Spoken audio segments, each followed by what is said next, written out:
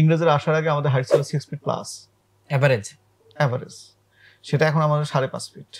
দেখা যায় তারা মোটামুটি এই গোল মাঝখানটা সবচেয়ে চওড়া, মানে হয়তো 26, 48, 26। ভাই মোটামুটি আপনার কাছে কি মনে হয়, ধরেন আমরা যদি হচ্ছে মানব সভ্যতার অতীত ইতিহাস যতটুকুই জানি, সো সেদিক থেকে আপনার কি মনে হয় যে সভ্যতা আসলে কোন দিকে যাচ্ছে? বুড়ো হয়ে গেলে তো আল্লাহ বলবে যে তুমি যুব বয়সে দাঁড়িয়ে রাখো নাই কেন। তো রিস্কটা না নেই, হ্যাঁ, একটু চালাকির মধ্যে থেকে আল্লাহর সাথে একটা মানে একটু সঠিক লাইনে থাকার চেষ্টা আর কি।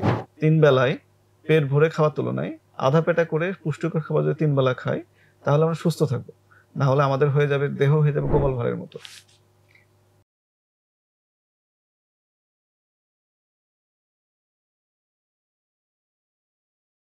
প্রিয় দর্শক, আসসালামু আলাইকুম। স্বাগত জানাচ্ছি গল্পগ্রাফির নতুন পর্বে। আজকে আমাদের সাথে উপস্থিত আছেন মুজাহিদুল ইসলাম জাহিদ ভাই। আসসালামু আলাইকুম ভাইয়া। ওয়ালাইকুম আসসালাম। কেমন আছেন ভাইয়া? আলহামদুলিল্লাহ, খুব ভালো। ভাইয়ার পরিচয়টা খুব ছোট্ট করে দিয়ে নেই। তো ভাইয়া একজন উদ্যোক্তা। তো ভাইয়ার বেশ কয়েকটা উদ্যোগ আছে, যেমন প্রজেক্ট বর্গা, তারপর হচ্ছে কুড়ে ঘর, আবার ফ্রেশিজ ফার্ম। সো এই বিষয়গুলো কি, এগুলো কিভাবে ভাইয়া গড়ে তুললেন এবং এগুলো নিয়ে কি কি কার্যক্রম হচ্ছে, সেই আলোচনায় আমরা আস্তে আস্তে ভাইয়ার সাথে আলাপ করতে করতে যাব। তবে ভাইয়ার সাথে আজকে মোর ইন্টারেস্টিং কিছু বিষয় নিয়ে আমরা আলাপ করব, এবং আমাদের আলোচনা শুরুর আগেই আমরা যখন ওয়ার্ম আপ করছিলাম তখনই আসলে আলোচনাটা বেশ ইন্টারেস্টিং পর্যায়ে চলে গিয়েছিল। সো দর্শক অ্যান্টিসিপেট করতে পারেন আজকে বেশ অন্যরকম একটা আলোচনা হবে। কি বলেন ভাইয়া? দেখা যাক। শুরুতেই ভাইয়া যে জিনিসটা মাথায় ঘুরছিল সেটা হচ্ছে যে ইদানিং বেশ কিছু হচ্ছে টার্মিনোলজি সোশ্যাল মিডিয়াতে ঘুরপাক খাচ্ছে, বা আমরাও কথাবার্তা বলতে গেলে বিভিন্ন আড্ডায় আলোচনায় এগুলো উঠে আসছে বারবারে। ধরেন আমি যদি ইসলামিক এসকাটোলজির কথা বলি, যে শেষ সময়কার জন্য যে ভবিষ্যৎবাণীগুলো, তার মধ্যে হচ্ছে দাজ্জালের কথা আছে, যে দাজ্জাল হচ্ছে ফুডের সব কন্ট্রোল নিয়ে নিবে। ইভেন আমি যদি হচ্ছে হিন্দু মিথোলজির কথাও বলি, ওইখানে হচ্ছে অনেকগুলো যুগে ভাগ করা, যে সত্যযুগ থেকে শুরু, লাস্টে হচ্ছে একদম ধ্বংসের আগে কলিযুগ। তো কলিযুগ সম্পর্কে ভবিষ্যৎবাণী এরকম যে কলিযুগে সবকিছু হচ্ছে ইভিল পিপলদের হাতে হচ্ছে চলে যাবে, এরকম যে একদম ধ্বংসের দ্বার প্রান্তে সবকিছু। তো ফুড ইন্ডাস্ট্রি নিয়েও তো আমরা এরকম বেশ কিছু জিনিস শুনতে পাই। ফুড পলিটিক্স বলে একটা টার্ম আছে। সো এই ব্যাপারটাকে আপনি যেহেতু ভাইয়া এই ইন্ডাস্ট্রির সাথে বেশ ওতপ্রোতভাবে জড়িত, সো এই দিকটাকে আপনি কিভাবে দেখেন? আমাদের তো দখল হয়েই গেছে, কিছু নাই আর। হ্যাঁ, আমাদের হাতে এখন বীজ নাই। বেগুনের আমাদের জাত ছিল 64 জেলায় 248টা জাত, 248টা 64 ডিস্ট্রিক্টে। এখন বিটি বেগুন ছেড়ে যাচ্ছে। সারা দুনিয়ার মধ্যে সবচেয়ে বেশি বিটি বেগুনের চাষি বাংলাদেশে। বাংলাদেশে সবচেয়ে বেশি? ইউরোপে নিষিদ্ধ। মানে কনটেক্সটে একটু দিয়ে নেই। বিটি বেগুন হচ্ছে জেনেটিক্যালি মডিফাইড একটা বেগুন। নরমালি তো বেগুনে হচ্ছে পোকা ধরে, তো ওই বিটি মানে হচ্ছে ব্যাসিলাস থুরিনজিয়েন্সিস। সো এটা হচ্ছে একটা ব্যাকটেরিয়া ও একটা প্রোটিন তৈরি করে, যেই প্রোটিনটা হচ্ছে ওই বেগুনে যেই পোকা কামড় দেয় ওই পোকাটা হচ্ছে মরে যায় টাইপের, এরকম একটা অবস্থা। ওই পোকার জন্য এটা বিষ। আমাদের জন্য বিষ কি না সেটা অন্য আলোচনা, কিন্তু ওই পোকার জন্য এটা বিষ। সো এই জেনেটিক্যালি মডিফাইড বেগুন যেটা, এটা হচ্ছে বিটি বেগুন। সো এটা এটা আমারও ভাইয়া জানা ছিল না, টু বি অনেস্ট, যে বাংলাদেশে বিটি বেগুনের চাষি সবচেয়ে বেশি। সংখ্যাটা কিরকম হইতে পারে ভাইয়া? 2021-এ ছিল 30,000-এর মতো, 21-22-এর দিকে। বিটি বেগুনের এটা বাংলাদেশে যৌথভাবে শুরু হয় বাংলাদেশে 2006-এ, বাংলাদেশ, ভারত এবং ফিলিপাইনে। 2010-এ ভারত বন্ধ করে দেয়, এরপরে ফিলিপাইন বন্ধ করে দেয়। আমাদের দেশে তড়িঘড়ির এই বিষয়ে কোনো বা এই বিষয়ে কোনো আইনই ছিল না, নীতিমালা ছিল না। এটা 2011-12 সনে দ্রুততার সাথে এটা তৈরি করা হয়। আচ্ছা, এবং বাংলাদেশে বিটি বেগুনের পার্টনার, এটা প্রসেসটা যেটা, সেটা মনসান্টো গ্রুপের সাথে ভারতীয় একটা কোম্পানি, আমি এই মুহূর্তে নামটা মনে করতে পারছি না, ওরা বাংলাদেশ এটা বাড়ি এর সাথে সম্পৃক্ত, বাড়ি এটা প্রমোট করতেছে। এবং এটা জেলায় জেলায় যে প্রদর্শনীগুলো হয় সেগুলো থেকে সরকারিভাবে প্রমোট করা হচ্ছে আর কি, কাইন্ড অফ। এবং এর সাথে কর্নেল ইউনিভার্সিটি জড়িত, আমাদের অনেক স্কলারশিপরা নিয়ে যাচ্ছে। তো ফ্যাক্ট হচ্ছে যে ফিলিপাইনে নিষিদ্ধ, ভারতে নিষিদ্ধ, ইউরোপে নিষিদ্ধ, শুধু বাংলাদেশে চলতেছে। মানে জিনিসটা স্ট্রেঞ্জ না, যে যারা এই জিনিসগুলো তৈরি করলো তাদের জায়গায় এই জিনিসটা নিষিদ্ধ। পরীক্ষা নিরীক্ষা করার জন্য তো গিনিপিগ দরকার না, আমরা তো গিনিপিগ। Interesting perspective. আমাদের কাছে তো আমাদের দখলে নাই, আমরা শেষ। আমাদের 3500 কোটি টাকার বীজের মার্কেটে 3300 কোটি টাকা আমরা আমদানি করি, আর 200 কোটি টাকার বাজার শুধু লোকাল মার্কেটে আছে। আমরা যদি কোনো ফসল করতে চাই, আমাদের মিডিয়া বুঝায় যে আমাদের লোকাল বীজে ফসল ভালো হয় না, বেশি উৎপাদন দরকার, হাইব্রিড দরকার। হাইব্রিড না হলে আমাদের যে এত এই যে আমরা একটা কোশ্চেনে মাঝে মাঝেই পাই আর কি, আমার কাছেও আসে, আমি করি যে হাইব্রিড না হলে এত মানুষকে খাওয়াবে কি? এখন আমরা পেট ভরে খাবো না পুষ্টিকর খাবার খাবো? গরু কথা বলছিলাম আমরা আলোচনা শুরুর আগে, যেটা যে একটা গরু আমরা যদি ওয়ার্ল্ডের সবচেয়ে সেরা ব্রিড খুঁজি, সবচেয়ে সেরা ব্রিডের মধ্যে সেরা হয় না যে এই বডি বিল্ডার সবচেয়ে সেরা, তো এই গরুটা সবচেয়ে ভালো, প্রতি বছর বাচ্চা দিচ্ছে, কন্টিনিউয়াসলি বাচ্চা দিচ্ছে, দুধের পরিমাণও ভালো। এটা গুগল করলে দেখা যাবে যে সবচেয়ে চিকন এবং হাড় জিরে মানে হাড় বের হয়ে আছে, এই গরুটাই সবচেয়ে নাকি ভালো। খুব নাদুস নতুস বডি বিল্ডার এ ভালো না। হ্যাঁ, তো আমরা যে বেশি খাবো, আমাদের খাবার উৎপাদন অনেক বেশি দরকার নাকি পুষ্টিকর খাবার সঠিক পরিমাণে দরকার, এইটা গুরুত্বপূর্ণ। এখন থেকে ধরে আমরা যদি ধরি 30 বছর আগের কথা চিন্তা করি, আমাদের মুরব্বী ছিল, খুব কম লোক আছে যারা হচ্ছে সিলিন্ডার লুক, মানে রাউন্ড শেপ বডি আর কি, যেটা গুলশান বনানীর দিকে আমি বললাম আর কি, হাস্যকর হলো সত্য যে ওই এলাকার লোকজন ম্যাক্সিমাম দেখা যায়, যদি বসুন্ধরা আবাসিকে যায়, আমি লোকজনের ফিটনেস পিছন থেকে খেয়াল করি কি অবস্থা। হ্যাঁ, দেখা যায় তারা মোটামুটি এই গোল মাঝখানটা সবচেয়ে চওড়া, মানে হয়তো 26, 48, 26, তো হাস্যকর ব্যাপার আর কি। তো এদের অনেকগুলো সমস্যা হয়, এদের প্রজনন ক্ষমতা একেবারেই খুবই খারাপ অবস্থার মধ্যে আছে। দেন এরা ডেফিনেটলি হার্টের সমস্যা পড়বে, ডায়াবেটিস বা অন্যান্য যে প্রবলেমগুলো আছে, মানে এটা কারখানা আর কি, রোগের কারখানা হয়ে গেছে, ওবেসিটির যত অ্যাডভার্স যত ফুললি।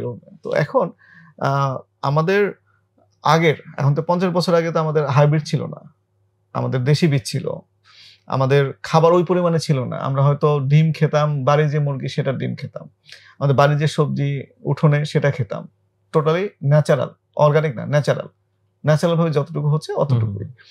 তো আমরা এখন পর্যন্ত যত জায়গায় আমরা দেখছি যে যেখানে আমরা প্রকৃতির বিরুদ্ধে একটা কাজ করছি, হ্যাঁ, সেটা রেজাল্ট কখনোই ভালো হয় নাই, সেটা খাবারের ক্ষেত্রে হোক, প্রকৃতির ক্ষেত্রে হোক, নদী বা বাঁধের ক্ষেত্রে হোক। ফারাক্কা বাঁধের কারণে বিহারের লোকজন খুবই কষ্টে আছে, প্রতি বছর বন্যা হচ্ছে। বর্ডার তো পলিটিক্যাল বর্ডার, নদীর তো আর বর্ডার নাই। হ্যাঁ, তো ফারাক্কা বাঁধের কারণে আমাদের চাইতে ভারত কতখানি বেশি ক্ষতিগ্রস্ত, এটা হিসাব করতে গেলেও মাথা খারাপ হয়ে যায়। এখন আরএলসি তো ধ্বংস হয়ে গেছে। তো এই পুরো জিনিসটা যেটা ডিজাইন করা হচ্ছে, যে আমরা দাজ্জালের কথা বললাম যেটা, বা এরকম, অথবা ঘোর কলিকালের কথা বলছি যেটা, হ্যাঁ, তো যে কোনো ধর্মের দিকে যাই ব্যাপারটা একই রকমই দাঁড়ায়, সঠিক ন্যায় সেটা সবসময় ন্যায়। হ্যাঁ, কোনো ধর্মই তো বলতেছে না যে তুমি আরেক ধর্মের মানুষকে হত্যা করে ফেলো। হ্যাঁ, প্রত্যেকে নিরাপত্তা দিচ্ছে। গৌতম বুদ্ধও বলছে সব পৃথিবীর জগতের সকল প্রাণী সুখী হোক। এটা আমার খুবই প্রিয় একটা ওয়ার্ড আর কি, অনেক সময় মনে করি আর কি। এখন যদি আমরা যেটা কর্পোরেট বলতেছি, দাজ্জাল না বলে আমরা কর্পোরেট বলি টার্মটাকে, কর্পোরেটটা সবকিছু দখল নিয়ে নেবে। আমাদের মুরগির দখল কর্পোরেট নিয়ে ফেলছে, তারা ইচ্ছা মতো আমাদেরকে পিং পং বলের মতো প্রাইস গেম খেলে। এখন শুনতেছি যে আমাদের লোকাল গরু বাদ দিয়ে বিদেশি গরু আমদানি করা হবে। আমাদের জন্য বিদেশি গরু আমাদের স্বাস্থ্যের জন্য ভালো না, বিদেশি গরুর দুধ আমাদের স্বাস্থ্যের জন্য ভালো না। প্রকৃতির বিরুদ্ধে আল্লাহ আমাদেরকে যে ফসল, যে ব্রিড আমাদের এখানে পাঠাইছেন, সেটা বাইরে গিয়ে যখনই আমরা যাব, এটা ফলাফল আলটিমেটলি ভালো হবে না। আর দখলের কথা যদি বলি, তাহলে সেটা হচ্ছে যে বীজের দখল হয়ে গেছে, যে হাইব্রিড বীজ। আমাদের যে কোনো সবজি করতে চাই, আমাকে বীজটা বাজার থেকে কিনে নিয়ে আসতে হয়। আগে বোতলের ভেতরে হোক, বাঁশের ভেতরে হোক, মাটির পাতিলে হোক, বীজটা রেখে দেওয়া হতো। এখন সেটা বাজার থেকে কিনে নিয়ে আসতে হয়, সেটা তো বিদেশ থেকেই আসতেছে। তাহলে আমাদের বাজারটা তারা নিয়ে ফেলছে। একইভাবে কৃষকের ছেলে আর কৃষক হচ্ছে না। কেন হচ্ছে না? কারণ তারা চাচ্ছে না, কর্পোরেটরা চাচ্ছে না তারা তাই হোক। আমাদের জমিগুলো তাদের হাতে চলে যাবে, তারা তখন আমাদেরকে প্রাইসের মতো পিং পং বলে খেলবে। Ultimate control, total control. হ্যাঁ, পুষ্টির অবস্থা কি আসলে হচ্ছে, মানে কত আগে হচ্ছে ডিফারেন্ট ছিল বা ভালো ছিল? আমি যদি 50 বছর আগের কথা বললেন যখন হাইব্রিড ছিল না, আমি যদি তারও আগে যাই, ধরেন হচ্ছে এই উপমহাদেশে ব্রিটিশ শাসন আসারও আগে হুম। যদি আমরা হচ্ছে ইতিহাস ঘাঁটি, তখন দেখা যায় যে এই অঞ্চলের মানুষজন কিন্তু হচ্ছে বেশ সচ্ছল ছিল। সাধারণ মানুষ মানে বলবো না যে খুব জাঁকজমকপূর্ণ হচ্ছে অতি বড়লোক এরকম ছিল, বাট সচ্ছল ছিল। কারণ মাটি তো উর্বর, খুব অল্প পরিশ্রমে হচ্ছে ফসল ফলতো। তারা হচ্ছে খেয়ে পরে খুব ইজিলি বেঁচে থাকতে পারতো। খুব ইজি আবার লিটারাল অর্থে বলছি না, যে পরিশ্রম তো ডেফিনেটলি করতেই হতো। কিন্তু তারপরে আবার দেখা গেল যে ব্রিটিশ শাসন আসার পরে কি হলো, দুর্ভিক্ষ পর্যন্ত হয়ে গেল। যে এলাকার মানুষ হচ্ছে না খেয়ে মরার কথা চিন্তাও করতো না, সেই অঞ্চলের মানুষজন হচ্ছে না খেয়ে মরা শুরু করলো। সো এইটা কি পুষ্টিগত দিক থেকে কোন একটা মেজর শিফট? বিশাল। এটা হাইটের ক্ষেত্রে চিন্তা করি যদি আমরা, যেটা বলছেন সেটা হচ্ছে যে ইংরেজের আসার আগে আমাদের হাইট ছিল 6 ফিট প্লাস এভারেজ। সেটা এখন আমাদের 5.5 ফিট। আর ইংরেজে ছিল 5.5 ফিট, 5 ফিট 6, তারা হয়ে গেল 6 ফিট 6.5 ফিট। সো পুষ্টিকর খাবারটাও তারা নিয়ে গেছে, আমাদেরকে দুর্ভিক্ষ ফেলে দিচ্ছে। তো আমাদের দেহ ওটাকে অ্যাডপ্ট করে নেওয়ার চেষ্টা করছে, যে সামনে হয়তো দুর্ভিক্ষ আসবে, আমাদের পেট মোটা হয়ে যাচ্ছে, আমরা দেহ ছোট হয়ে যাচ্ছে, আমাদের মাসল বিল ঠিক মতো হচ্ছে না। আলেকজান্ডার তো বাংলাদেশ আক্রমণ করার সাহস পায় নাই, সে তো ফেরত চলে গেছে, কারণ আমরা দৈহিকভাবে খুব শক্তিশালী ছিলাম, আমাদের হাতে ছিল। হ্যাঁ, তো 2300 বছর আগের হিসাব করি আর এখনকার হিসাব করলে তো ওটা আসে না, হয় না। এমনকি এটা কি বলে, আর্যরাও তো পারে নাই। তারা শেষ পর্যন্ত ওদের মেয়েদেরকে পাঠাতে হয়েছে যুদ্ধ করার জন্য অসুরের বিরুদ্ধে, তাই না? দুর্গাকে তো একটা প্রতীকী। এখন আমাদের এখানকার যারা বীর যোদ্ধা ছিল, অসুর বা অসুর রাজা, তারা তো মেয়েদের বিরুদ্ধে অস্ত্র ধরবে না, তারা ন্যায়বান ছিল। সেই সুযোগে তো আর্যরা দখল করে নিল, কিন্তু আসলে তো পারে নাই। তাহলে এই যে পুষ্টিকর খাবারের বেলায় রিসেন্ট যে টার্মগুলো আমরা শুনি, কাইন্ড অফ ধরেন মার্কেটে অনেক খাবার এখন হচ্ছে বাজারজাত করা হয় অর্গানিক বা হচ্ছে ন্যাচারাল এই ট্যাগগুলো দিয়ে, এবং সবাই হচ্ছে প্রমোট করে যে হ্যাঁ আমাদের অর্গানিক খাওয়া উচিত, আমাদের হচ্ছে ন্যাচারাল খাওয়া উচিত। বাট ফুড ইন্ডাস্ট্রির একজন হিসাবে যদি আপনার কাছ থেকে এটার পিছনের জিনিসটা জানতে চাই, যে যেগুলোকে হচ্ছে অর্গানিক বা ন্যাচারাল ট্যাগ লাগিয়ে হচ্ছে বাজারজাত করা হয়, সো এটা আসলে কতটুকু অর্গানিক বা কতটুকু ন্যাচারাল, নাকি আসলে আমরা এই অর্গানিক বা ন্যাচারালের মোড়কে আবার হচ্ছে যেই লাউ সেই কদু সেটাই খাচ্ছি, বাট একটু বেশি প্রাইস দিয়ে? বেশি প্রাইসিং এ না যাই। আচ্ছা, একটা হচ্ছে কি, মানুষ সচেতন হচ্ছে। অর্গানিক খাবার নিয়ে যারা ব্যবসা করার চেষ্টা করতেছেন তাদেরকে সাধুবাদ। তারা রিয়েলি অর্গানিক দিতে পারতেছে না, সেটা আলাদা আলোচনা। তারা আসলে যারা অর্গানিক বলে বিক্রি করতেছে, তারা আসলে কেউই অর্গানিক বিক্রি করতেছে না। সামুদ্রিক মাছ এটা ঠিক আছে, এটা প্রাকৃতিক, মধু প্রাকৃতিক, কিন্তু আমি অর্গানিক লাউ বিক্রি করতেছি, অর্গানিক সবজি বিক্রি করতেছি বা অর্গানিক, এগুলো ঠিক না। আচ্ছা, এটা টোটালি রং। হয় যে ওই ব্যবসায়ী এটাকে সে জানে না অর্গানিক কি, অথবা সে জেনে শুনে মিথ্যা বলতেছে। বাট এই চান্সটা করে যে ব্যবসাটা দাঁড় হচ্ছে, এটা এক্সপান্ড করুক, ব্যবসাটা দাঁড়াক। হ্যাঁ, আমরা পুরোপুরির বিপক্ষেও না যাই, কারণ হচ্ছে এইটুকু না জান, মানে এটা শুরু হলে একটা ক্রেতা শ্রেণীর তো চাহিদাটা তৈরি হোক। তারপর সত্যি যারা অর্গানিক করতে চায়, বাংলাদেশে অ্যাকচুয়ালি অর্গানিক করা পসিবল না। হ্যাঁ, মিনিমাম পেস্টিসাইড ইউজটা হোক, সচেতনতাটা বাড়ুক। আমরা বাজারে গেলে চকচকা বেগুনটা খুঁজি, হ্যাঁ, সবচেয়ে সেরা, মানে যেটা দেখতে সবচেয়ে সুন্দর, যেটা একটু বাঁকা তারা, যেটাতে পোকা কামড় দিচ্ছে, সেটা আমরা খেতে চাই না। অথচ পোকা কামড় দেওয়া যেটা, সেটা কিন্তু ওই বাগানের বা ওই ফসলের ক্ষেত্রে সবচেয়ে সেরা ফসল, ওটাতে কীটনাশকটা কম পড়ছে, এই জন্য পোকা এটাকে খেতে যাচ্ছে। আর বিটি বেগুনের কথা যদি বলি, যেটা ছিল, একটা মৌমাছি ওখানে কামড় দিল, দেশে মারা গেল। তো মৌমাছি যদি এভাবে গণহারে মারা যেতে থাকে, তাহলে পৃথিবী তার পরবর্তীতে মাত্র 8 বছর টিকে থাকবে, যদি পৃথিবীতে মৌমাছিটা না থাকে। এখন দেখা যাচ্ছে যে আমাদের অনেক এলাকায়, গত বছরের আগের বছর দেখা গেছে যে তরমুজ যে এলাকাগুলোতে চাষ হয়, সেখানে পরাগায়নের জন্য হাত পরাগায়ন ইউজ করতে হচ্ছে, কারণ নাই। তারপরে যে এটা কি পেঁয়াজের যে বীজ উৎপাদন হয়, প্রতিদিন সকালে প্রত্যেকটা পেঁয়াজের কে ছুঁয়ে দিতে হয়, পেঁয়াজের বীজে যে ফুলের মতো থাকে, ফুলটাকে ছুঁয়ে দিতে হয় হাত দিয়ে। কেন? একটা ফুল থেকে আরেকটা ক্রস পরাগায়ন হচ্ছে, এটা তো আগে দরকার ছিল না। তো কীটনাশক দিয়ে আমরা শুধু মৌমাছি মারতেছি তা না, অন্যান্য পোকা দুই ধরনের আছে, একটা মাংসাশী, একটা উদ্ভিদ। আমাদের ফসলের জন্য ক্ষতিকর হচ্ছে যেটা হচ্ছে আমাদের ফসল খাচ্ছে, কিন্তু যেটা ফসল খাচ্ছে না ওই পোকাকে ধরে খাচ্ছে মাংসাশী, এটা দুটো মিলে ব্যালেন্স করতেছে।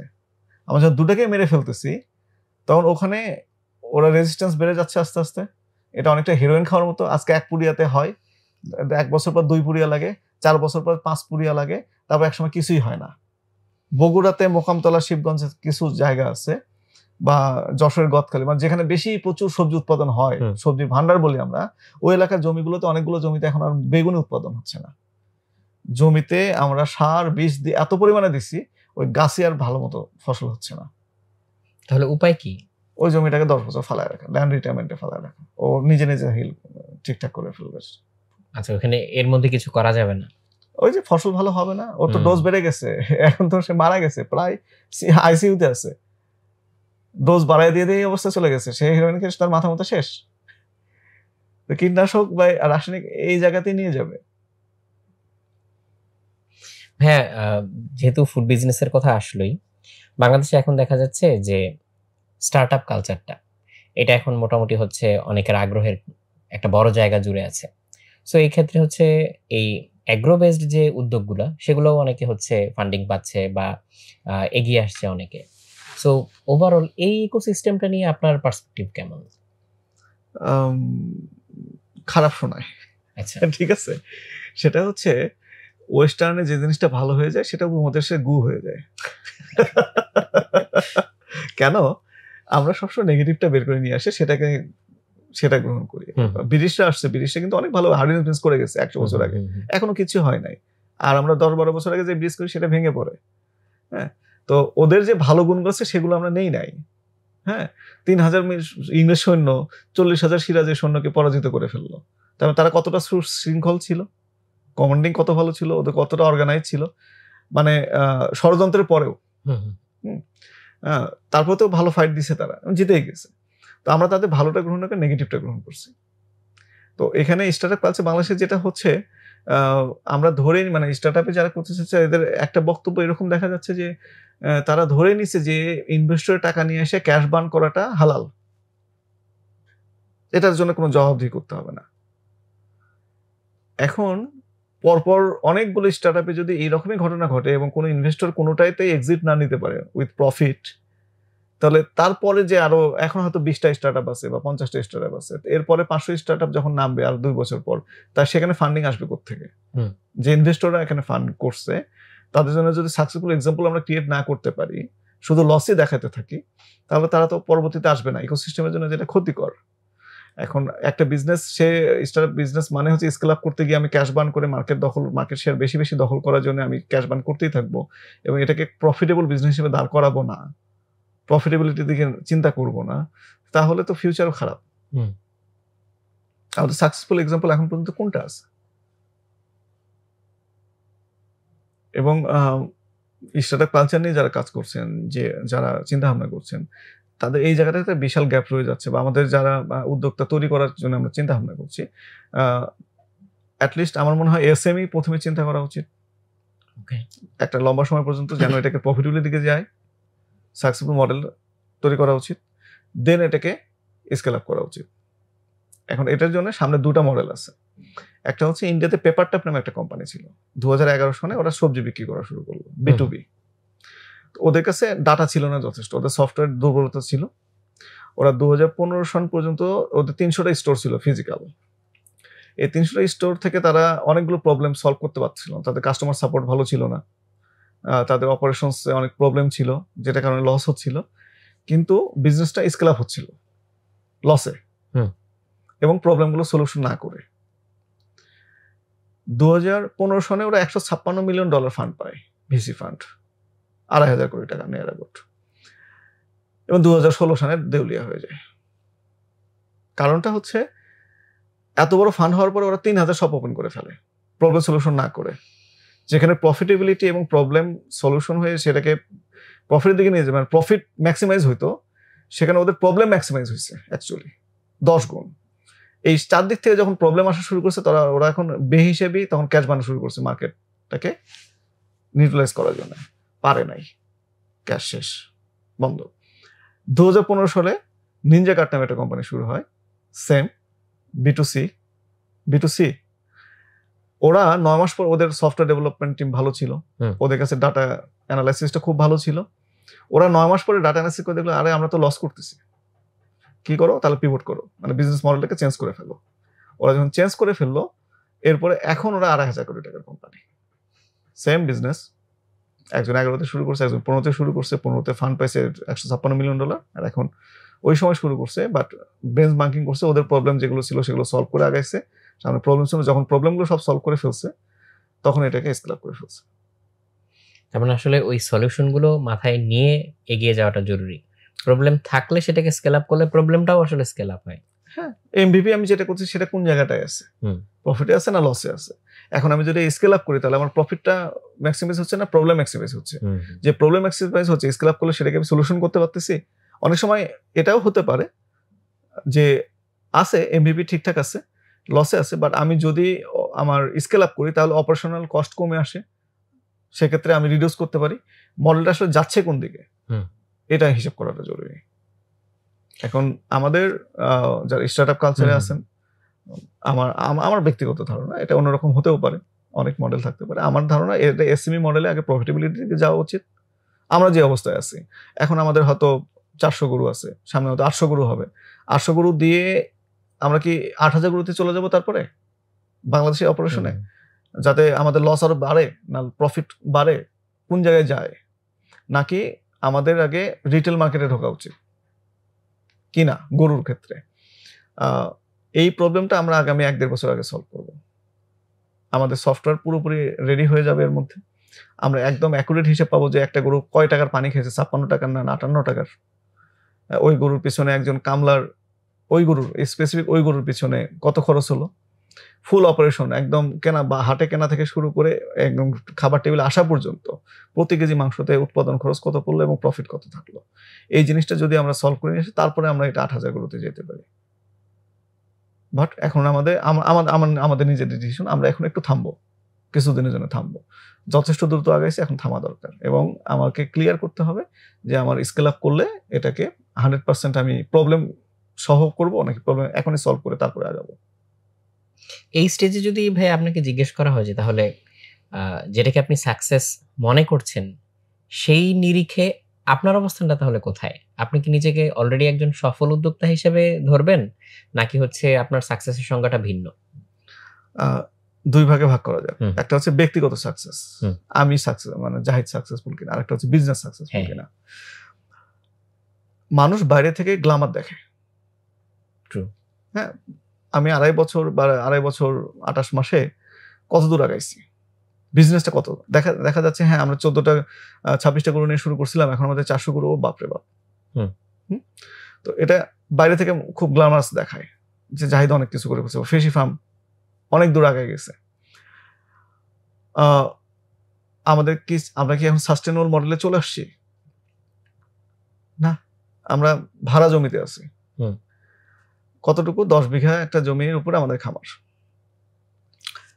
যদি 600 বিঘা জমির উপর, নিজেদের কেনা জমির উপরে স্থায়ী খামার হয়, যেটা থেকে আমাদের সারা বছরে নেট প্রফিট বের করতে পারতেছি এক্সটার্নাল রেট করার পর, এবং প্রতি 2-3 বছর ধরে একইভাবে আমরা চলতেছি, মিনিমাম 3টা বছর টানা কনজিকিউটিভ প্রফিটে আছি, তখন বিজনেসটাকে সাকসেসফুল বলা যাবে।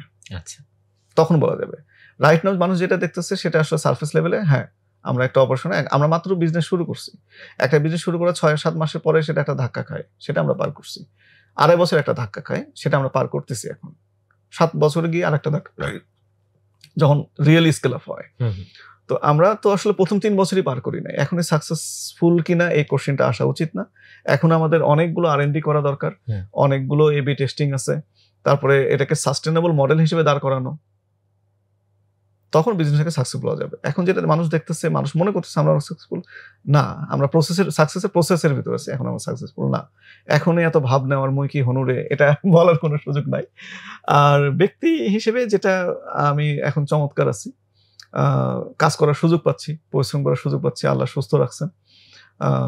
আমি যতটুকু মানুষের মানে মিনিমাম যতটুকু হলে আমার ফ্যামিলি চলতেছে ঠিকঠাক, আমি ঠিকঠাক চলতে পারতেছি। হ্যাঁ, আমার এখন রোলস রয়েস নাই, আজকে এখানে আসছি একটা টিভিএস 100 এক্সেল নিয়ে নিচে গ্যারেজে পার্ক করা, এটুকু হলেই তো চলে একটা মানুষের। আমি সুস্থভাবে খাবারটা খেতে পারছি, সুস্থ আছি, আলহামদুলিল্লাহ, এটুকুই সাকসেস। আর যদি গোল সেটিং এর কথা বলি, যে হ্যাঁ এটা তো একটা জার্নি, সে জার্নির একটা প্রসেসের মধ্যে আমি কাজ করার আল্লাহ সুযোগ করে দিছেন, এটা তো অনেক বড় সাকসেস। এখন এর পিছনে শ্রম দিয়ে যাওয়া,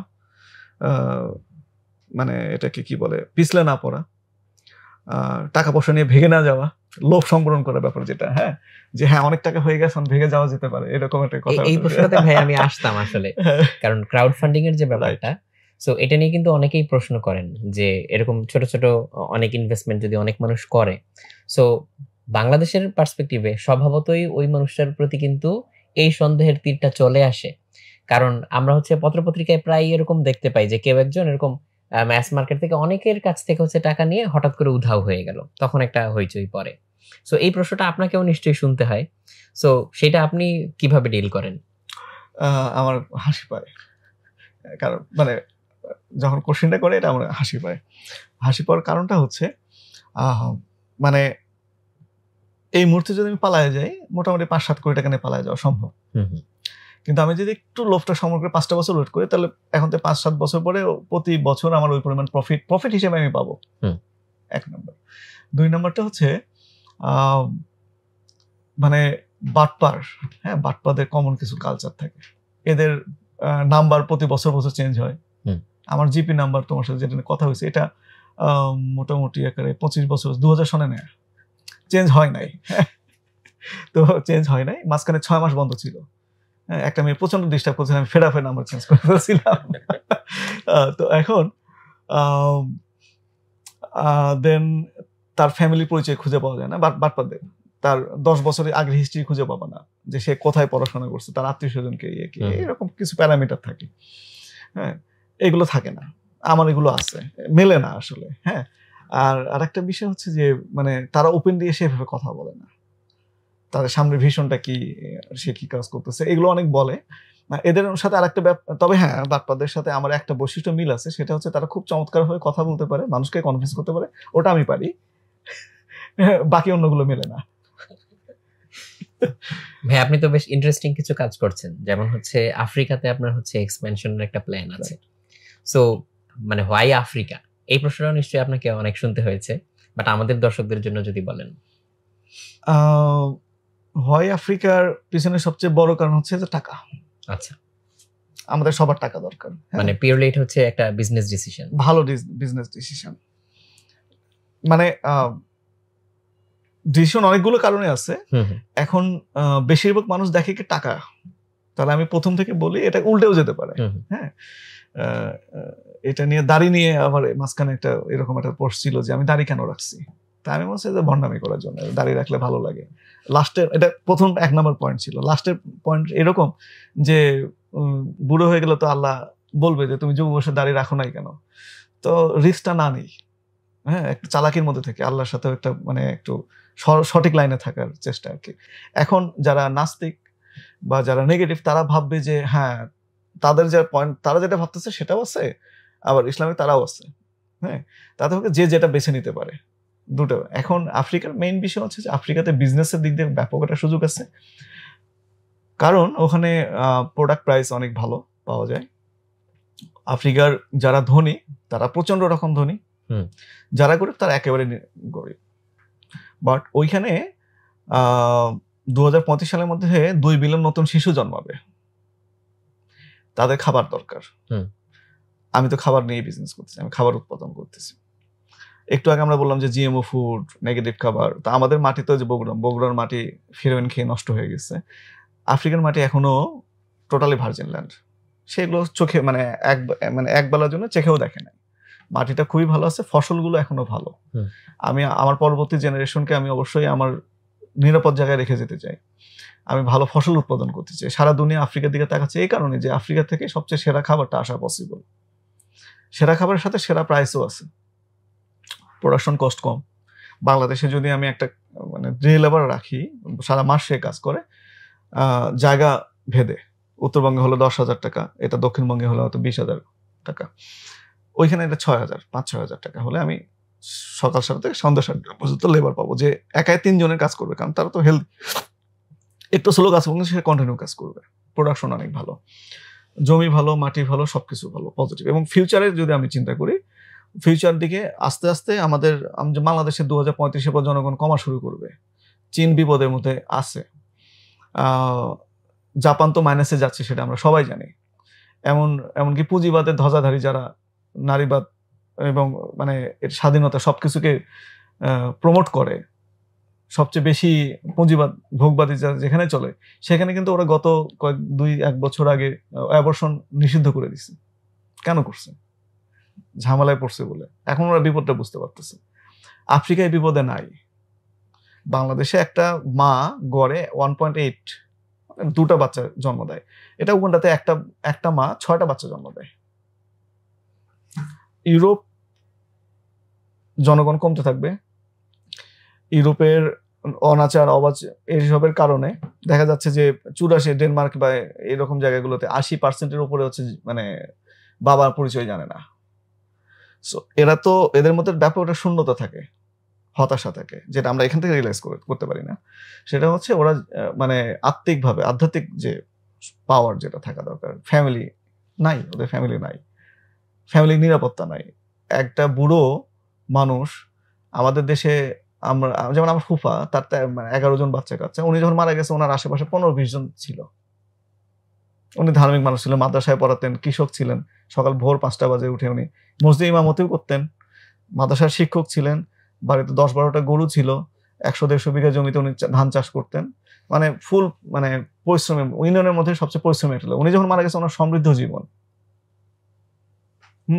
এবং জানাজার সময় আমি দেখছি যে সব লোক আস্তে আস্তে, যে আবেদ আলী মারা গেছে, সে ইউনিয়নের সবচেয়ে মানে পরিশ্রমী কৃষক, সবচেয়ে ভালো মানুষটা মারা গেল। অথচ আমরা এটা দেখি যে জাহাঙ্গীরনগরের টিচার, সে নিজের ফ্ল্যাটে পৌঁছে থাকে 7 দিনে, তার বাচ্চা কাচ্চা কোনো খবর রাখে না। একটা হচ্ছে আমাদের ভোগ দিতে নিয়ে যাচ্ছে, যেটা ইউরোপ, যাদের আদর্শ হচ্ছে ইউরোপের কালচার। আর একটা হচ্ছে না ভাই, আমি একটু 1400 বছর পিছনে যাই, ফ্যামিলির দিকে যাই।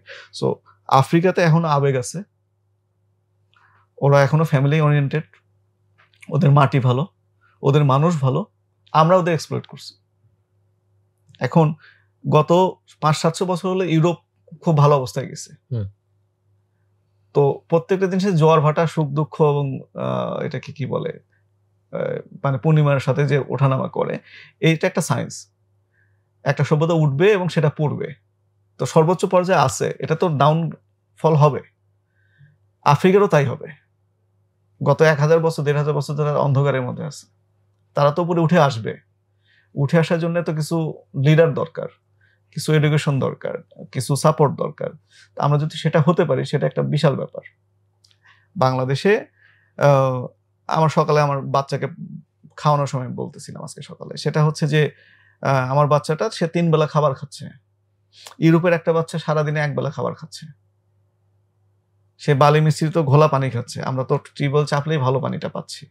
এখন যে বাচ্চাটা দিনে 1 বেলা খায়, আমার বাচ্চা সহ তার কাছে গিয়ে যদি আমি খাবারটা নিয়ে হাজির হই, আফ্রিকায়, আমেরিকায় না, আমেরিকাতে বেকার ভাতা আছে, আফ্রিকায় যেখানে মানুষ খাবার পাচ্ছে না, সেখানে যদি আমি ব্যবসা, আমার জ্ঞান বুদ্ধি, আমাদের অ্যাডভান্স লেভেলের যে আমরা যতটুকু জানি, আমাদের জ্ঞান বুদ্ধি, লিডারশিপ কোয়ালিটি, এভরিথিং নিয়ে ওখানে ইনভেস্ট সহ হাজির হই, তাহলে ওখানকার অনেকগুলো মানুষ খাবার খেতে পারবে। দুনিয়াতে সবচেয়ে সুখের কাজ হচ্ছে নিজেকে সুখী করা। আমরা সবাই স্বার্থপর তো, হ্যাঁ, বাপ মাকে ভালোবাসার তুলনায় সবার আগে আমি আমার নিজেকে বেশি ভালোবাসি, তাই না? অনেকটা রিয়েলিটি এটা। তো আমাকে সুখী করতে চাইলে আমার মানুষের জন্য ভালো কাজ করতে হবে। সেটা যদি করতে পারে, এটা মিনিংফুল লাইফের মধ্যে থাকা আর কি। পারপাস অফ লাইফ ইজ, এটাকে কি বলে, লাইনটা ভুলে যাচ্ছি, মানে purpose of life is greater than, মানে মানুষ ভালো মহৎ উদ্দেশ্যের জন্য নিজের জীবনটা বিসর্জন দিয়ে দেয়। Purpose of life is more important than life. হ্যাঁ, তো এই কারণেই দেখা যায় যুদ্ধের সময় সে নিজের, অন্যদের, এই যে গত পরশুদিন একজন পাইলট মারা গেলেন, উনি তো নিজের জীবন বাঁচায় ওই বিমান যেখানে খুশি ফালাই দিয়ে চলে যেতে পারত। ওনার মায়ের উনি একটাই ছেলে, সাবারকান বোর্ড স্কুলের টিচার, আমার ওয়াইফ বলো, ওনাদের চেনে উনি। এই লোকটা নদীতে ফালানোর জন্য দেশের সম্পদ, মানুষের জানমালের জন্য নিজে জীবন দিয়ে দিলেন। এটাই তো পারপাস অফ লাইফ, ওনার লাইফের যে পারপাস, মানুষের জন্য কাজ করা, এটা করতে গিয়ে নিজে জীবন দিয়ে দিলেন। তো আমাদের জীবনটা ভালো কাজ করার জন্য, নিজে ভোগ করার জন্য না। সো আমরা নিরাপদভাবে চিন্তা করলে কানাডায় গিয়ে জমিনে করা যেতে পারে। আর যদি আমি ভালো কাজ করার চিন্তা করি তাহলে আফ্রিকা। না ভাইয়ার পার্সপেক্টিভটা খুবই ভালো লাগলো, ওই যে আপস এন্ড ডাউনস এর কথা যেটা বললেন, যে এক একটা সিভিলাইজেশন এক একটা সময় পিকে আসে। তো ভাই মোটামুটি আপনার কাছে কি মনে হয়, ধরেন আমরা যদি হচ্ছে মানব সভ্যতার অতীত ইতিহাস যতটুকুই জানি, সো সেদিক থেকে আপনার কি মনে হয় যে সভ্যতা আসলে কোন দিকে যাচ্ছে? একেবারে পার্সোনাল অপিনিয়ন, বা কোন দিকে যাওয়া উচিত? সভ্যতা ধ্বংসের দিকে যাচ্ছে, চলেই যাচ্ছে। হ্যাঁ, অতি ভোগবাদিতা, তারপরে নীতিনৈতিকতা, ছাড় দেওয়ার মানসিকতা, এগুলো তো নষ্ট হয়ে গেছে। আর মানে অবস্থা ভালো না। এখন ভালোর দিকে নিয়ে যাওয়ার জন্য মানে কি করা উচিত? অবশ্যই বেসিকে ফেরত যাওয়া উচিত। এখন আমাদের আসলে মিডিয়া কাদের দখলে? তাদের দখলে, ওয়েস্টার্নারদের দখলে। আমাদের খাবার তাদের দখলে, আমাদের ব্যবসাপাতি যা কিছু আছে সবকিছু তাদের দখলে। এবং তাদের বক্তব্য হচ্ছে যে সবচেয়ে সিভিলাইজড যেটা ছিল, মানে সবচেয়ে সেরা, তোমাকে কোশ্চেনটা করি, সেটা হচ্ছে তুমি করে বলে ফেলি। সেটা হচ্ছে যে সবচেয়ে সেরা সভ্যতা, মানে সবচেয়ে, মানে এটা কি বলে, উন্নত সভ্যতা, সবচেয়ে ভালো সভ্যতা কোনটা ছিল যদি প্রাচীনকাল থেকে ধরি এখন পর্যন্ত? মানে কোন পার্সপেক্টিভে? যে কোনো পার্সপেক্টিভ, সবচেয়ে সেরা, যেখানে মানুষ ভালো ছিল, মানুষ উন্নত, মানে সুখে শান্তিতে বসবাস করতে পারছে, বা এরকম। আমার কাছে তো মনে হয় যে মানে প্রযুক্তির যত উন্নয়ন হচ্ছে, হ্যাঁ আমরা অনেক সুবিধা পাচ্ছি ঠিকই, কিন্তু জটিলতাও তো বেড়ে যাচ্ছে। সেটা এখন আমরা মানে কয়েকটা, এখন পশ্চিমাদের কথা কি রকম, যে তাদের কাছে তারা একটা অহংকার নিয়ে থাকে, যে রোমান সভ্যতা তাদের ছিল, বাইজেন্টাইনরা ছিল, গ্রিক সভ্যতা ছিল, এদিকে চাইনিজ সভ্যতা ছিল, মিশরীয় সভ্যতা ছিল।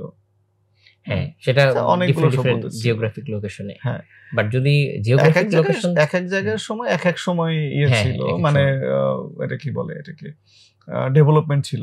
ওই যুগে ওরাই সর্বোচ্চ উৎকর্ষতায় পৌঁছাইছিল।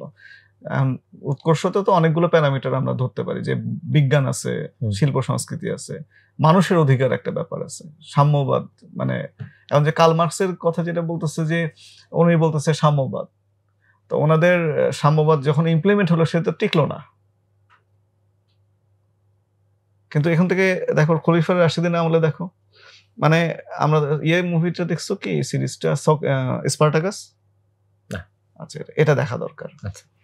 হ্যাঁ, যদিও একজন মুসলিম মানে আমরা আসলে দেখা উচিত না, বা এরকম একটা ব্যাপার থেকে যায়, তবে যারা মানে আমাদের ইয়াং ছেলেপেলে যারা আছে তাদের স্পার্টাকাস মুভি দেখা দরকার। আর এমবিসি ওমর সিরিজ নামে একটা কাতার গভর্নমেন্টে করা খলিফা ওমরের উপর 30 পর্বের একটা সিরিজ, টিভি সিরিজ আছে, এটা পাশাপাশি দেখা দরকার। তাহলে সে বুঝতে পারবে যে ন্যায় এবং অন্যায় বোধ, মানুষের অধিকার, এবং কতটা ভালো থাকতে পারে, কোন আমলে সবচেয়ে ভালো ছিল, কোন আমলে বিপদে ছিল, এই পার্থক্যটা বুঝতে পারবে। এখন রোমান সাম্রাজ্যের সর্বোচ্চ পর্যায়ে যেটা ছিল, তাদের দাসীদের কোনো অধিকার ছিল না, সাধারণ জনগণের কোনো অধিকার ছিল না, ওই অভিযাত্রায় সবকিছু নিয়ন্ত্রণ করতে এবং লুটে পুটে খাইছে, এবং প্রচুর অপরাধ সংঘটিত হয়েছে। মানে তখন তো নরমাল মানুষজন হচ্ছে নাগরিক অধিকার বলে কিছু ছিল না, কোনো নাগরিক অধিকার ছিল না। এবং কিন্তু তারা ওই রোমান সভ্যতা নিয়ে অহংকার করে যে আমাদের এইরকম রোমান সভ্যতা ছিল, বা আমাদের গ্রিক সভ্যতা এত উন্নত ছিল, কিন্তু সাধারণ নাগরিকের তো অধিকার ওখানে কিছু ছিল না।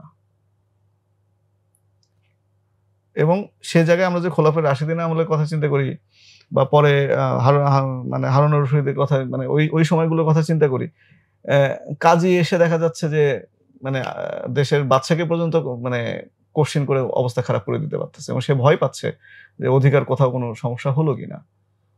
অ্যাকাউন্টেবিলিটি ছিল, ইনসাফ ছিল, খলিফা ওমরের ছেলেকে পর্যন্ত কোশ্চেন করা গেছে। ইভেন মেয়েরা এসে দেন মহারণা কমানোর জন্য যখন খলিফা ওমর কথা বললো, তখন মেয়েরা তাকে উল্টা কোশ্চেন করলো, তুমি তো এটা বলার অধিকারই রাখো না, তখন তাকে মাফ পর্যন্ত চাইতে হয়েছে। তো আসলে কোন দিকে যাচ্ছে আবার কোন দিকে যাওয়া উচিত, ন্যায়ের মধ্যে থাকা উচিত।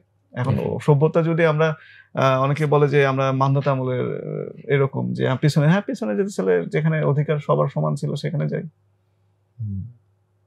কার্ল মার্কস যেটা বলছে উনি তো সঠিক কথা বলে গেছে, উচিত যেটা সেটা বলে গেছেন, কিন্তু ইমপ্লিমেন্টেশনটা কি হওয়া উচিত সেটা যখন প্র্যাকটিক্যালি করা হলো সেটা তো সাস্টেন করে নাই, করবেও না, সম্ভব না। বাট ওটা তো অনেক আগে আমরা করছি বা আমাদের হয়েছে, বাট আমরা সেই জায়গায় এখনো যেতে পারছি না।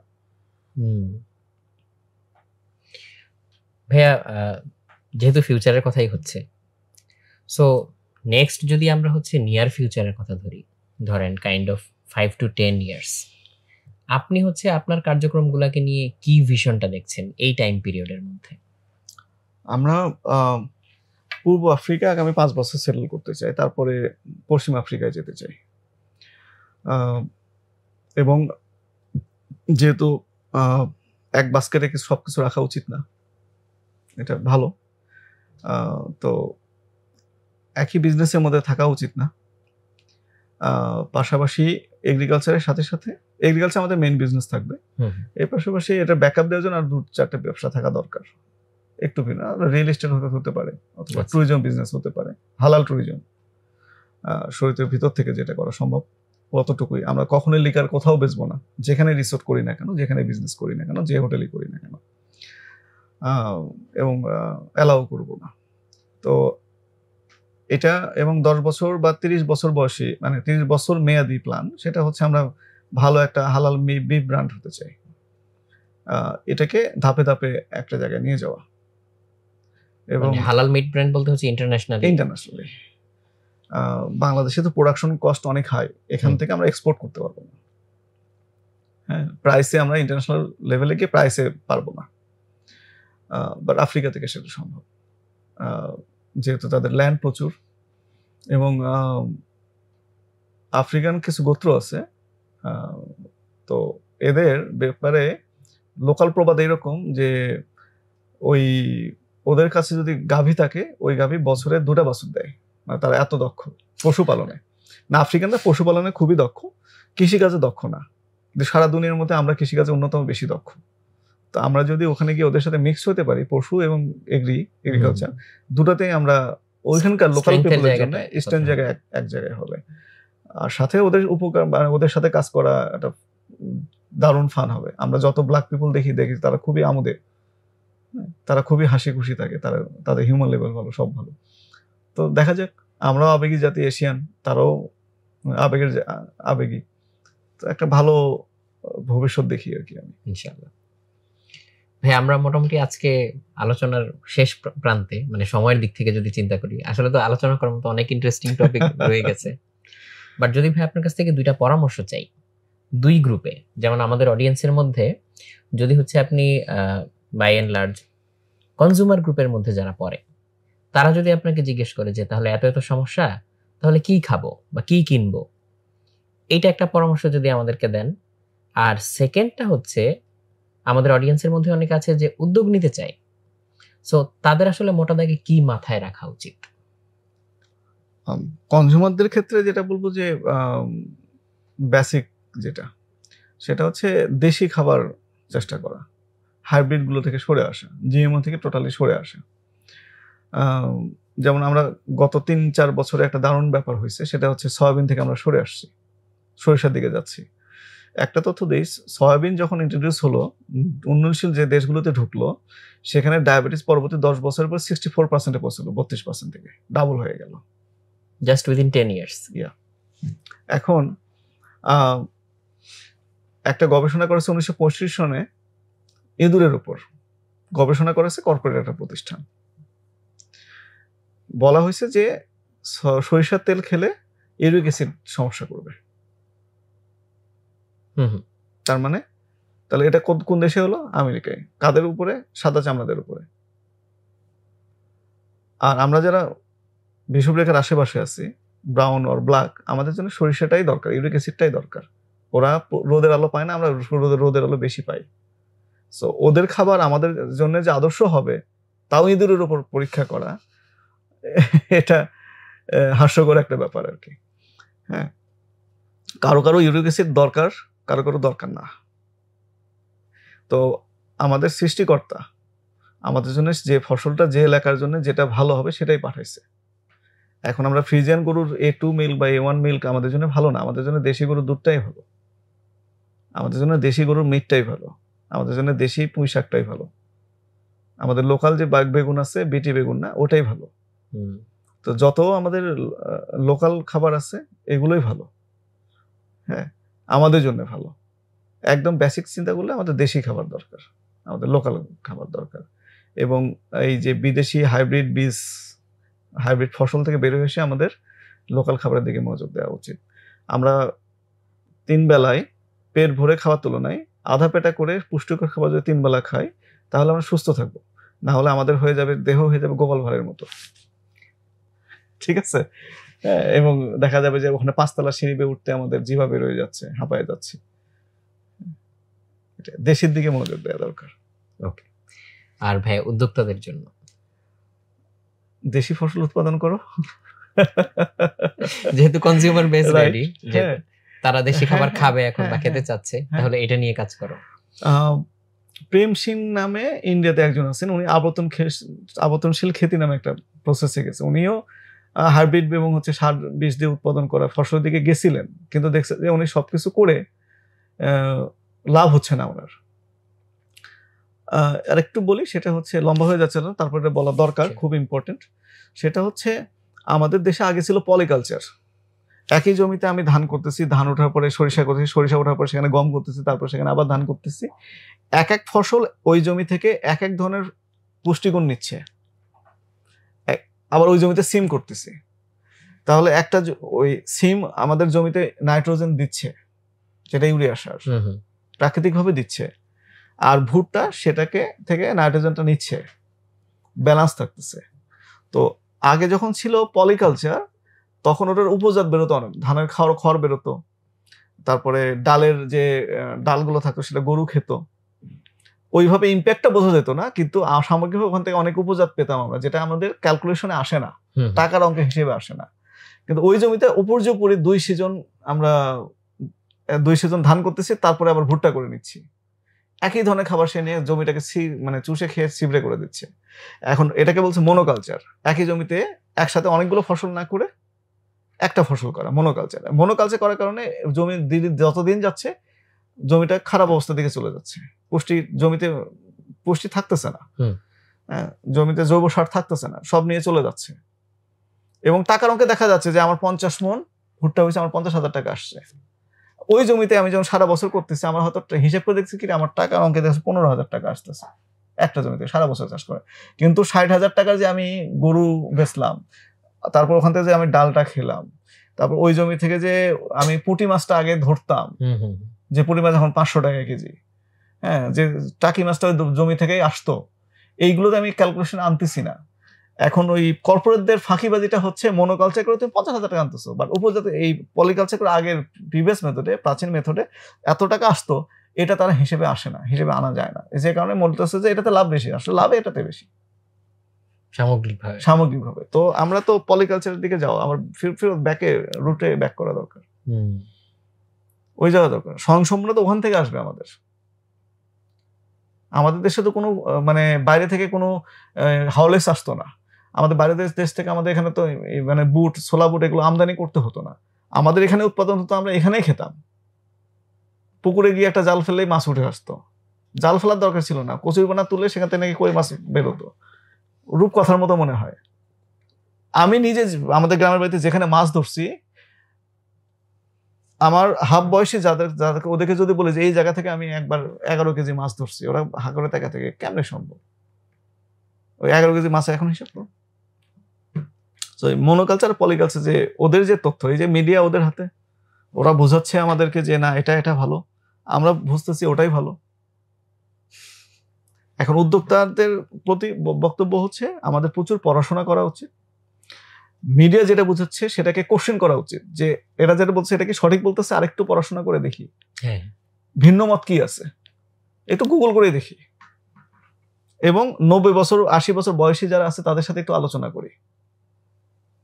আর এই মানুষগুলোকে তো পরে আর পাওয়াও যাবে না, শেষ। তারা যে পরামর্শ দেয় আমাদের শুধু টাকার অঙ্কে হিসাব না করে, এই যে যেটা পলিকালচার মনোকালচার যাবে, একইভাবে এগ্রিকালচার ওই পরিমাণ টাকা নাই। টাকায় যদি ইনকাম করতে হয় তাহলে তো অনেক কাজ করা যায়, ইয়াবা বিক্রি করলে প্রচুর টাকা, খুব ভালো ব্যবসা। ঠিক আছে, হ্যাঁ। এবং কৃষি কাজগুলো অত টাকা না, কিন্তু ইয়াবা খেয়ে রাস্তার ধারে ফুটপাতে পড়ে থাকার চাইতে সুস্থভাবে ওই পুঁটি মাছটা জমি থেকে নিজেই ধরে নিয়ে আসবো, তারপর ভাজা করে খাবো, এটা তো ভালো। হ্যাঁ, এই যে পারপাস অফ লাইফ। আমরা সভ্যতা থেকে আমরা শুধু নিচ্ছি নাকি ফেরতও দিচ্ছি, কতটুকু দিচ্ছি, পরে জেনারেশন জন্য কিছু রেখে যাচ্ছি কিনা, এটা বিচার করতে পারবো। আর উদ্যোক্তাদের জন্য কথা এরকম, প্রচুর পড়তে হবে, জানতে হবে, MBTI টেস্ট দিতে হবে, আমার ক্যারেক্টার অ্যানালাইসিস করতে হবে, ক্যারেক্টার অ্যানালাইসিস করে সেই অনুযায়ী আমাকে প্রস্তুতি নিতে হবে, আগামী 20-25 বছরের প্ল্যান করতে হবে, আমি আমার সারা জীবন ধরে এটা করতে চাই, সেটার ব্যাপারে নিজেকে এক্সপার্ট করে তুলতে হবে। এখন যদি আমাকে ডাক্তার হতে বলে আর আমার যদি মনে হয় যে না আমি ভেটেরিনারি ডাক্তার হলে সবচেয়ে ভালো হবে, তাহলে আমি ভেটেরিনারি ডাক্তার হই, মানুষের ডাক্তার হওয়ার দরকার নাই। তো এই যে লম্বা গোল সেট করে, নিজের ক্যারেক্টার বুঝিয়ে লম্বা গোল সেট করে সেটার জন্য লম্বা প্রস্তুতি নেওয়া। ভাইয়া MBTI এর কথা যেহেতু বললেনই, যে আমাদের পিছনেই অবশ্য এই রিলেটেডই 2টা বই ডিসপ্লেতে রাখা আছে, আমি জাস্ট নামগুলো বলি। একটা হচ্ছে ডু হোয়াট ইউ আর, আর আরেকটা হচ্ছে নার্চার বাই নেচার। এই 2টা বই খুবই পাওয়ারফুল, এই 2টা বই হচ্ছে পড়তে পারেন চাইলে। আচ্ছা, এবং মানে আমি অবাক হয়ে গেছি MBTI টেস্ট দেওয়ার পরে, আমি আমার ক্যারেক্টারের দিক থেকে সবচেয়ে ভালো করবো নাকি ফান্ড রেজ করার জন্য। অবাক হয়ে গেছি, অদ্ভুত। আল্লাহ আছে যে যেটা আমার মানে সৌভাগ্য আর কি, সেদিকেই যাচ্ছে, যেটা আমার ক্যারেক্টারের সাথে যায়। থ্যাংক ইউ সো মাচ ভাইয়া, অনেক মানে সুন্দর করে আপনি গুছিয়ে এন্ডিংটা দিলেন। আমার মনে হয় এখানে আসলে বেশ কিছু ইনসাইটফুল পয়েন্ট ছিল। তো খুব ভালো হয় যেটা হচ্ছে আমরা রিসেন্টলি এপিসোডগুলোতে করছি, যারা এই আলোচনাটা হচ্ছে মনোযোগ দিয়ে শুনেছেন, তো তারা এখান থেকে কি কি পয়েন্ট নিতে পেরেছেন ওইটা যদি আপনি হচ্ছে পয়েন্ট আকারে লিস্ট করে হচ্ছে কমেন্টে দিতে পারেন তাহলে খুব ভালো হয়। আপনার এই কমেন্টটা দেখে হয়তো অন্যরাও ইন্টারেস্ট পেয়ে হয়তো ওই জায়গাগুলো খুঁজে বের করার চেষ্টা করবে, যে হোয়াটস দেয়ার, এটা জানার জন্য, যে এই জিনিসগুলো জানবে, বুঝবে, হয়তো মাথায় একটা নতুন চিন্তা আসবে, যেটা হয়তো এমনিতে আমাদের আটপৌরের জীবনে হচ্ছে অনেক সময় আসে না যে চিন্তাগুলো, বা টকিং পয়েন্টস উঠলে ওই চিন্তাটা মানুষের মাথায় আসতে পারে। আর একটা কোশ্চেন প্রচুর আসবে যেটা নিয়ে বিব্রত থাকি, সেটা হচ্ছে যে জাহিদ ভাইয়ের সাথে যোগাযোগ করতে চাই। হ্যাঁ, এখন আমি ওখানে গিয়ে যে ফোন নাম্বার দিব, ইমেল দিব, সেটা তো গুগল মানে করে না, অ্যাকসেপ্ট করে না। তো ওখানে যেটা আমি বলবো সেটা হচ্ছে আমাদের ওয়েবসাইটে যান, freshie.farm, ওইখানে গিয়ে কন্ট্যাক্টে যোগাযোগ করতে পারেন, অথবা আমাদের যে অফিসিয়াল ফেসবুক পেজ আছে ওখানে কন্ট্যাক্ট করতে পারেন। তো মেসেজ দিতে গেলে সালাম না দিয়ে মানে সালাম দেন, তারপরে এক্স্যাক্টলি একটু লম্বা করে কি জানতে চান ডিটেলস লিখে, অনেকে এসে শুধু সালাম দেন, ভাই ভালো আছেন, অথবা আপনার পরিবার ভালো আছে, এখন লম্বা হিস্ট্রি শুরু হয়ে যাচ্ছে। তো ওই কোশ্চেনগুলো আসলে অ্যান্সার দিতে গিয়ে আমি বিব্রত বোধ করি, দিনে 500-700 এরকম মেসেজ আসতেছে, এটা একটা বিপদের ব্যাপার। এবং উত্তর না দিলে অনেকে ভাবে যে জাহিদ ভাইয়ের অহংকার হয়ে গেছে, খুব সমস্যা, এটা নিয়ে খুব বিপদ অবস্থার মধ্যে আছি। সো যদি কেউ মেসেজ দেন তাহলে যা জানতে চাচ্ছেন একটাতে সালাম দিয়ে একটা ডিটেলসে লিখে দেন, আমি যদি সেটা গোছানো পাই তাহলে অবশ্যই অ্যান্সার দিব। হ্যাঁ, অতটা অহংকারীও না। আমরা চাইলে হচ্ছে ভাইয়া দিয়ে দিতে পারবো, মানে ওয়েবসাইটের ঠিকানাটা আমরা হচ্ছে এর মধ্যে দিয়ে দিতে পারবো ভিডিওতে। তো প্রিয় দর্শক, অনেক ধন্যবাদ আমাদের সাথে এই সময়টুকু কাটানোর জন্য। মানে মানব জীবনে হচ্ছে সবচেয়ে মূল্যবান রিসোর্স হচ্ছে সময়। সো যারা এই সময়টা আমাদের সাথে দিলেন তাদের অনেক ধন্যবাদ এই আলোচনাটা শোনার জন্য। ইনশাল্লাহ আশা করি যার যার নিজের মতো করে এখান থেকে অনেক কিছু নিতে পারবেন। ইনশাল্লাহ পরের এপিসোড দেখার জন্য আমন্ত্রণ রইল। আমরা আজকে আপনাদের কাছ থেকে বিদায় নিয়ে নিচ্ছি। আসসালামু আলাইকুম।